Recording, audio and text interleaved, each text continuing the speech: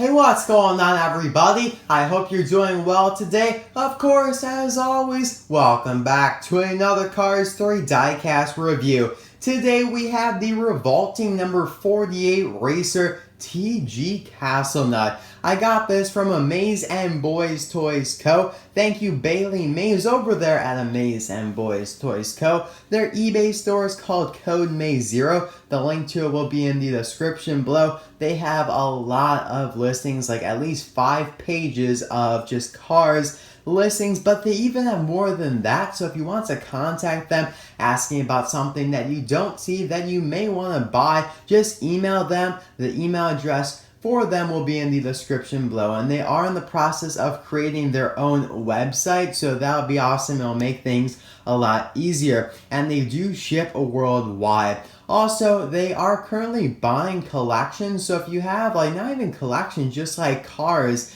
it could be in the package, it could be loose, it could be mint, it could be used, anything, just email them the details if you want to sell something that you just don't really want anymore, and I think you'll be in luck. So thank you guys, as always, so very much. Alright, let's now get into the review here of TG Castlenut. In my opinion, kind of a weird name. I don't quite see how it relates to cars, whereas, for example, Jimmy Cables, you know, that relates to cars. I don't know how Dirksen D'Agostino relates, but some of them do, some of them don't. A lot of the newer ones, though, do relate to cars, like Jimmy Cables, for example. And let me think of another one, like, I don't know, Chip Gearing, stuff like that. But I just don't know about TG Castlenut. If you guys know, like, Castlenut, maybe it's nut, like a nut, bolt, wrench, something like that. I don't really know, but if you guys know more of a specific answer, please let me know. Now, this guy obviously appeared in Cars 3, but I have absolutely no idea where exactly he appeared. I don't remember seeing him in any trailers, and I'm not going to just say, hey, that red and black blur over there, that might be revolting. Now we're just going to wait until the movie comes out and we're able to slow everything down, pause, and then we'll take pictures off of the screen. But yeah, he appeared in like the first couple races, but by the Motor Speedway of the South, he was replaced by the next generation revolting racer. And I'll put a picture of him on the screen from the movie and probably from the Meet the Cars book as well. Or actually not Meet the Cars, it was the Art of Cars 3 book. And I think I might be able to throw a picture of TG from that book on the screen as well, so you can compare something that's animated to the actual diecast here. So yeah, so sad that he got replaced, but you know, that happened with every racer in the movie pretty much. Now, as for his release, he is a first look car in the Race to Win, I believe it's called, 4-pack exclusive to Target. The pack also includes Danny Swervez, Murray Clutchburn, and Tim Treadless, so a half and half between next gens and stock cars, and it doesn't make much sense to me. Like, that combination just doesn't make sense to me. I don't really want to say why because it gets into spoilers, but it really just deals with the timing of everything and when the cars enter the career of the Piston Cup and when the cars like are fired and replaced. So whatever, it's not a big deal. It's exclusive to Target. It showed up in Australia a couple months ago and just the US like 3 weeks ago. So hopefully you guys have been able to find it. It's only like 16 bucks, which in my opinion is not a bad deal. Now, first look essentially means that this is the first time you're seeing this. It may be available or re-released in the future, but there's absolutely no guarantee. So by passing this setup, you might be taking a little bit of a risk because, you know, Mattel may decide just, you know, screw it, we're not going to re-release this guy. So you just want to be careful with that, although, you know, it's not really a huge deal if you pass this one up if you're like not that avid on collecting, because it's just a racer and there are so many of them, so it's not like your collection will really show the lack of TG Castlenut. That's what I'm trying to say. But I think in years he could get re-released. I think the chance of him getting re-released is greater than the ones in the Motor Speedway of the South pack, you know, Trunk Fresh and Jimmy Cables there. So that is all for the release and appearance. Thanks again to Amaze and Boys Toys Co. for just sending me the car. I have not been able to find the 4-pack in my store. Plus, it's a lot easier to just get the car rather than the 4-pack, which includes cars that I already have. So we're going to do a little bit of a side-by-side comparison here with the Cars 1 Revolting Racer, who presumably TG replaced. This is Davey Apex, also known as Dave Alternators. He kind of goes by both names. It's kind of a weird thing Mattel keeps messing up. I feel like Dave Alternators is his true name though, and I personally prefer that one as well. So as you can see, they are pretty different. TG barely has any white in his color scheme, whereas Davey has a lot of white around the bumper. Their models are clearly different, and that makes sense because they're different characters. Sometimes I point that out more so because it's the same character, like with Dirksen, Diego Stino, Tom Marcus, Cars, like that. But they are different characters, so it makes sense for them to be different models as well. So, you know, everyone says like it's so sad that the stock cars are being replaced by the next gens, but you know, TG probably did the same to Davey, or someone did to Davey. I doubt there was another Revolting Racer in between Davey and TG, but you know, it's possible. I just don't really think it actually happened. I think it went Davey, TG, and then you have the next gen, which is unnamed. And by the way, there was a Revolting Racer from Doc's days. He was the one that, like, I don't know, he was up there racing with Doc. I'll show a picture on the screen. I think it was the one that Doc flipped over. Not a spoiler, it was in trailers, so that is really cool. That makes Revolting have the most amount of racers out of any Piston Cup sponsor. I think that is super cool. So, yeah, that is the, like, a legacy right there. I'm sure there were even more between that one and then Davey here. Then you have TJ, and like I said, then the next gen. Alright, so that's enough. Let's get on to the actual like comparisons now. So on the hoods there, you both have like the gray backgrounds, although it's darker on Davey. And the little squares that you can kind of maybe see a little bit that make it look, I don't know, electrical. Because that's what Revolting essentially is, like the circuitry, I guess, like the square circuitry. It's a little bit more visible on TG because it's lighter up here. You can see the light gray there, and then the squares, it's darker here, so it's a gradient. Pretty much the same shade of gray throughout the entire background there. The logos have evolved a little bit, so you have Revolting there, the E being a little bit altered. You have the lightning bolt and the dash. Then you have rebuilt alternators, so it makes sense that it would be Dave Alternators. Revolting, so now the font is bigger, it's more 3D. It was kind of 3D before, but now it's like really 3D with the black depth there and the shaded white and gray areas. Rebuilt alternators, and it's just darker, and it's like shining, like the border is really shining there. So that's really cool how it's evolved. Obviously makes sense for, you know, 11 years. You also have their grills there, which are essentially mustaches. 84 on the right headlight there. Now you have 48 below the right headlight because they're actually working lights versus stickers, and that's why they could have put numbers on the lights before. And that brings up a good point, which we'll get to in a moment here with the numbers. They both have gray rims, which is a nice carryover. Light year on the fenders for the black light year tires. Now before you had the white bumper, and then you have this red arrow that continued on and then faded into this big red area. Now you just have like a solid bright red. Before it was kind of like a faded, drowned out, darker red. But you have this vent down here on either side, and then the gray kind of turns in to this bottom portion here of gray. The top half is red, separated by the white line. Then you move on, you have this triangle of gray puncturing in, and it's all separated by the white lines, which looks really good. It's a nice kind of contrast because it's not like all gray in one area, because you have some red down here, gray up here, so it's really cool. His contingency sponsors are the Piston Cup, Vitally Revolting again, RPM, Nitrate, Octane Gain, and Clutch Aid. That looks kind of like a different logo. Yeah, that is definitely a different logo than the one on the hood there for Revolting. It's completely red. He had a lot more contingency sponsors before. There was the Revolting logo back then. It's up there below Nitro-Wave.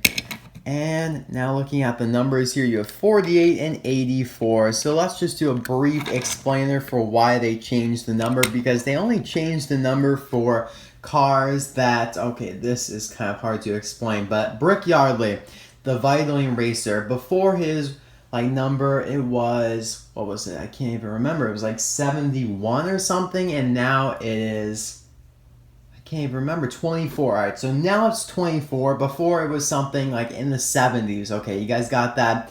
They changed it because Chase Elliott voiced the next gen Vitaling Racer, and they wanted to make sure that the next gen had the same number as the person in real life, 24. So Chase Elliott's number in real life is 24, so therefore they made the next gen's number 24, and therefore they had to make the stock car Brick Yardley's number that as well. They did that for Bobby Swift, 24. Octane Game went from 58 to 24. Then you have a couple others like Transberry Juice, 63 to 6. And I believe that's it as for that scenario. And then you have the scenario with just random, or not really random. There's a reason behind this, and it's because they made a mistake in Cars 1. They have Revolting and the Apple iCar Racer both be 84s. Now, they wanted to make sure Apple was the only 84 this go around because it's more significant to them, because it was the year that they released their first computer that was very successful. I got that right this time, guys. And so they wanted to make sure Apple had that number solidified all for themselves, so they just changed Revolting's number to 48. They literally just flipped it, as you can see. They did the same thing for Easy Idol, since they knew that Cruz Ramirez would eventually become 51. They changed Easy Idol's number from 51 to 15. Just a little flipperoo. So they did that for Easy Idol and Revolting. That's it. So now you have, here's the next gen Apple with the 84, and then the Cars 3 stock car Revolting with 48. A very attention to detail type of thing for Disney and Pixar to do. And I really do like that. So bravo. I mean, that really, it was a pretty big bad thing that happened for, Cars 1 to have two cars with the same number. That was pretty bad, but I'm glad that they changed it now, because before you had 84 and then you had 84 here with the stock car Apple. And I don't have my regular stock car Apple on hand, so I just have this damaged one, and it's meant to be damaged. It's custom by 4-Wheel Drive 7. He made this for me recently. It's actually really, really cool, obviously from the big crash that took place at the beginning of Cars 1. So very, very awesome there. Anyway, back on track. We were moving toward the back here, and you could see how the previous version had the black kind of, rectangle or whatever going through the red, and you had red on top and bottom. So it's a little bit different now. Also, the Revolting text logos are different, altered to fit, the square or rectangle logos there on the hood. On the roof, you have pretty much the same thing. You have 48. And then that background with the square circuitry, 84, pretty much the same thing, although now it's a little bit more three-dimensional. You can see the depth to the squares now, or before, I get this mixed up all the time, but before it was a little bit flatter and it was darker back here, and it's pretty much the same light shade of gray throughout. Below the back window, you have the Revolting rectangle or parallelogram, it kind of looks like, logo. Before, you had the white outline just with the text logo. On the back here, I love that says rebuilt alternators there on the spoiler. And by the way, it says rebuilt alternators right there as well, which was not on the original version. So they're adding stuff, which is definitely the right way to go. I like how it's more gray there on the back with some red mixed in there. You have the exhaust pipes, 48 down in the right. You have the camera to take cool shots of racing from behind to be broadcasted on TV. Before, it was just pretty basic, red, white, black, Revolting, red. So now it's a little bit more convoluted and complex, which makes it look better. And here is the base if you're interested. Cool stuff, cool stuff. Alright guys, so that's pretty much all for my review of TG Castlenut.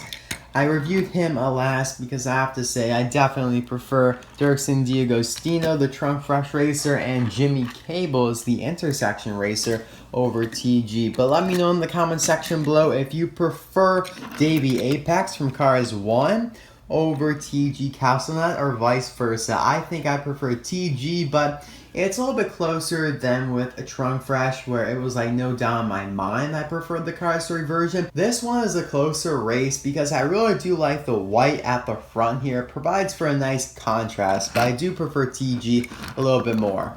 Here is my custom revolting hauler. If you'd like to see my review of it, the link will be down in the description below. I think it's really cool actually. It's a nicely done hauler and it looks really nice next to Davy Apex. And it looks cool next to TG Castlenut as well. I think it's just a little bit too much black.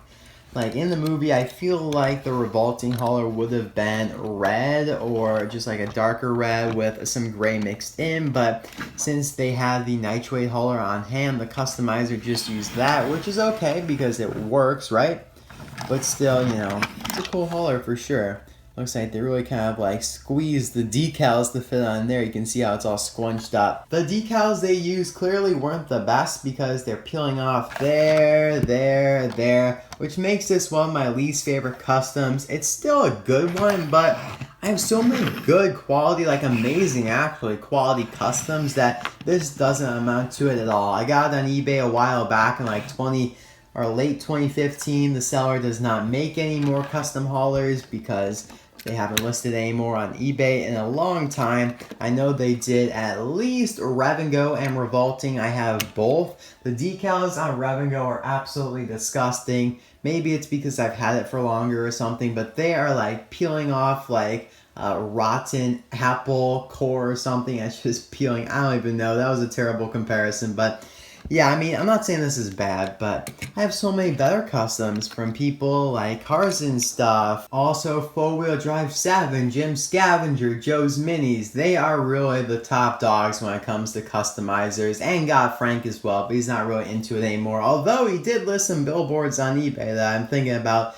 bidding on like right now because they're ending soon. But anyway, thank you guys so much for watching. I hope you enjoyed this video. Thanks again, Amazing Boys Toys Co. And thank you very much just everyone for the recent support. It's just been like an amazing time on YouTube this summer. I've been really pumping out the videos. With Cars 3 out, the hobby has been flourishing. I'm very happy to see that happening.